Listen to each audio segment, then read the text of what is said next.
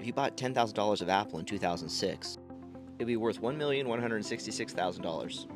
I bought 2,800 shares on January 17th and another 2,800 shares on the 20th. Now, keep in mind, this is pre iPhone. The thesis at the time was really how the iPod was taking over music. Steve Jobs was the largest shareholder of Disney, and Apple really seemed poised to dominate digital media. And this mostly came true with the success of iTunes. Apple's set to announce earnings in 2 days, so let's do a discounted cash flow and see if I should keep my bags or sell them. The Wall Street Journal did a good job in an article today talking about how the services division of Apple, really its growth engine, is under threat. Services are things like the App Store, Apple TV, and the Google search deal. Services was 30% of gross profit in 2019, but it's grown to almost 40% of gross margin in 2024. Let's dive into a quick DCF. Market cap 3.2 trillion, 100 billion buybacks authorized, 100 billion annual free cash flow. They're returning cash to shareholders.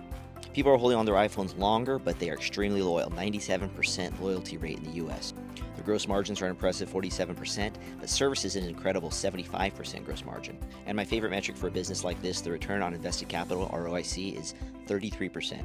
The way to think of ROIC is it's like if you were an investor and you could do a 33% return on your capital.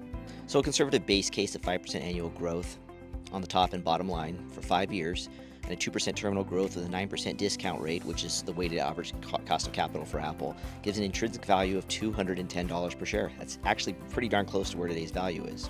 Now, the bull case isn't that crazy either, though, at 8 to 10% growth. And if I change the cost of capital to 8% instead of 9%, then all of a sudden you have an intrinsic value of $250 to $270 per share, a nice upside. And even in the most disastrous situation, the intrinsic value still comes out to $160 to $180 per share, and that's some real wheels falling off the bus. So the bottom line is Apple's a high margin, high return on invested capital fortress. It's not a bargain, but steady growth, and $100 billion in buybacks make it a strong long-term play. And I think it's more than likely Apple has a few tricks up their sleeve we don't even know about. After all, the iPhone came out of nowhere when I made my investment in 2006, and boy, am I happy it did.